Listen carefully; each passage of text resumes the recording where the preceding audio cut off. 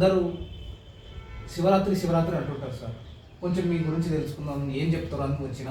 అసలు శివరాత్రి అంటే ఏంది?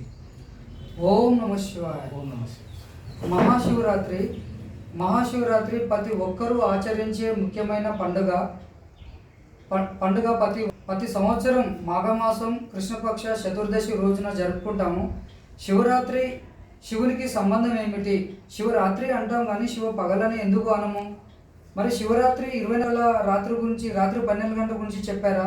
మరి దేని గురించి చెప్పారు అని ఆ భగవంతుడు సృష్టిపైకి వచ్చి జ్ఞాన ప్రకాశం ఇస్తున్నారు. ఈ మొత్తం ప్రపంచం అంతిమంలో, ఈ కలియుగం అంతిమంలో ఘోర అజ్ఞాన అంధకార నిద్రలో ఉన్నది. పంచ వికారాలతో ఉన్నది. కామము, క్రోధము, లోభం, అహంకారం అనే మాయా రాక్షసుడి చేతిలో బందీ అయి ఉన్నది. ఈ దుఃఖం, అశాంతి నుంచి ముక్తి చేయడానికి ఈ మహాశివరాత్రి యొక్క రహస్యం. మరి మనము ఉపవాసం ప్లస్ జాగరణ చేస్తాము. మరి ఉపవాసం అంటే అంటే దగ్గర, వాసం అంటే నివసించుట. ఆ భగవంతుని శృతిలో నివసించాలి, ఆ భగవంతుని ఛత్రఛాయలో నివసించాలి, భగవంతుని మొత్తం జపిస్తూ మొత్తం ఉపవాసం చేయాలి. అట్లా ఉపవాసం చేసినట్టయితే మనకు భగవంతుని యొక్క ఆశీర్వాదాలు దొరుకుతాయి. మరి అలాగనే మనము పొట్టను కాలిపెట్టి కూడా ఉపవాసం చేస్తాము. ఆ ఉపవాసం కూడా వైద్యులు, యోగులు, డాక్టర్లు కూడా వారంలో ఏదో ఒక రోజు ఉపవాసం ఉంటే చాలా మంచిదని చెప్తారు. ఉపవాసం కూడా శరీరానికి చాలా మంచిది.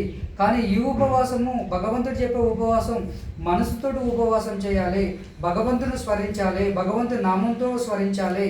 అలా శివుడు అంటే నెక్స్ట్ మనము మెయిన్ ఇంపార్టెంట్గా జాగరణ అంటే ఏంది? మేలుకొల్పడం. ఏం మేలుకొల్పాలి? మనలో ఉన్న ఆత్మను మేలుకొల్పాలి.